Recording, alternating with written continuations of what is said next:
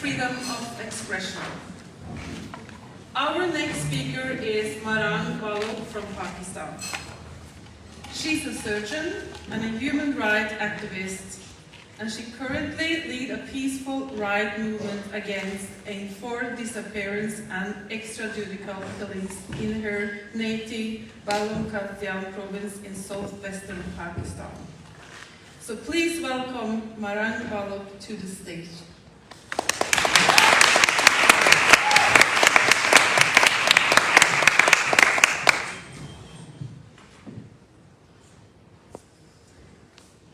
Hi everyone.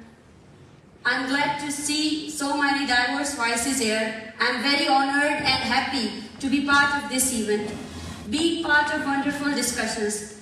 But from where I belong, democracy, freedom of expressions, even though human rights are fantasized words, because that we discussed in political discussions. Because in Balochistan, the basic right to live is snatched by the security forces of our own state that used to abduct people and detain them for decades without any legal proceedings.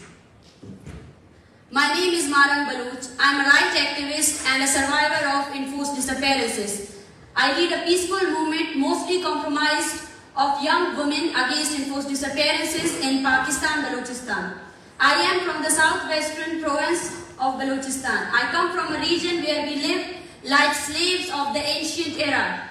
Even in the 21st century, our painful stories might seem like the plots of novels based on World War I, II and Holocaust. You might find these stories hard to believe, but I assure you, the Baloch community endures an unimaginable harsh existence.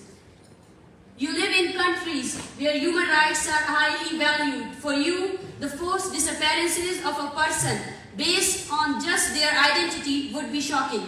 Yet in Balochistan, thousands of people have been forcibly disappeared, and this continues daily. Hundreds of tortured bodies have been recovered, while many who are released from secret torture cells after days, months or years bears the scars of severe physical and mental torture. Many suffer from psychological stress, mental health issues, or lifelong physical disabilities. It may be shocking to you, but there are people in Balochistan who have been forcibly disappeared for 20 years. Enforced disappearances is not only cruelty and injustices to the person taken, but it is also mental trauma for their protesting families. Families spend days and nights and even though years mourning their loved ones and protesting on the streets, often carrying their pictures. And it's hard and it's very painful. They carry the same picture while they walk through the hospital corridors where they found the mutilated bodies of their loved ones. I'm a victim and I ask for your full attention as I narrate the painful story of my personal life, because thousands of those victims who are in Balochistan, their stories can't be heard. They don't have access to these international communities. So today I'm speaking from behalf of them. And as a victim, I say that my story is less painful because I'm alive. I'm still alive to narrate and witness this story. But there are thousands of families where no one is left behind to witness their stories, that what happened to them. My father, Abdul Ghaffar Lango, was a political activist who raised his voice for the fundamental rights of our people. He was forcibly disappeared in 2006 when I was only 13-year-old. As the eldest among my siblings, I felt a profound responsibility. My father was the sole breadwinner, and we were left in confusion and despair, praying for his safe return. My younger siblings and I protested daily, and all of my school leaves were because of the protests. I protested daily after school, demanding the safe release of our father. After 2 years of relentless struggle, he was released, but he had endured extreme physical and mental torture. He was once again abducted in 2009, and in 2011, we found his bullet-riddled, mutilated body from a far-flung area of Balochistan.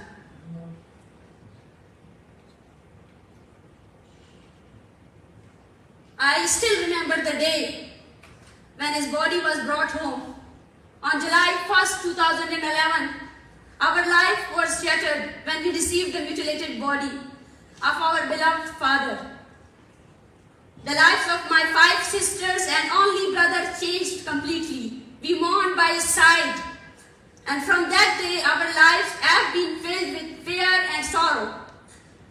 This cruelty and abuse did not end there. In 2018, my only brother, Nasir Baloch, who was also the witness of enforced disappearance of my father, was also forcibly disappeared by the security forces. In front of me, I am the witness of his enforced disappearances. I resumed my protest, and after 3 months, and it was the time when I was studying, doing a medical graduation, and I got failed first time in my medical career because I was so mentally tortured. I didn't have the courage to take a phone call. So okay, someone will call me and say that yes, we found the dead body of your brother also. I resumed my protest, but yes, it's a relief that after 3 months of relentless effort he was released. I resolved that I would not remain silent. That was the time when everything changed in my life. People like those who are born in democracies, for them activism may be an option, but for us it's not an option. We are not born in regions like we have to choose, like having our personal life, having a career. We have to choose activism because there is no chance for our survival if we didn't choose activism. Last year in November, after the Pakistani counter-terrorism police kidnapped a young man and killed him in custody, thousands of us marched more than 1,600 kilometers from Balochistan to Pakistan's capital, Islamabad. What we demanded? We demanded to investigate how a person in the custody of Pakistan has been killed. Rather than addressing our demand, the state ignored us. When we arrived in Islamabad on a cold December, the police baton charged us. 290 of us were arrested, including myself. I was kept in a male police station for 24 hours, and a police officer threatened to cut my tongue. After the Islamabad High Court intervened, we were released, but an organized and sophisticated campaign was launched against us, with the media supporting the state narrative. We were called foreign agents and terrorist sympathizers.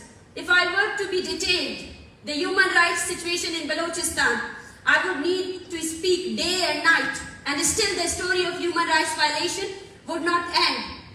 In short, Balochistan is currently one of the world's regions for human rights violation, yet the reality remains hidden from the world.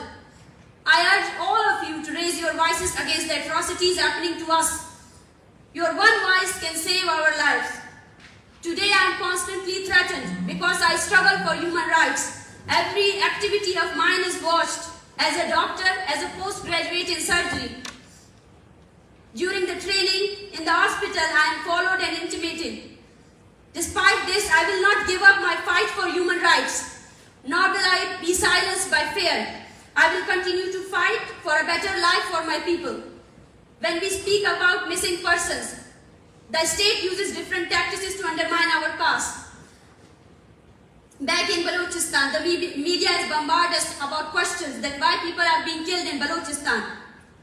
And we are not spared even in these international platforms.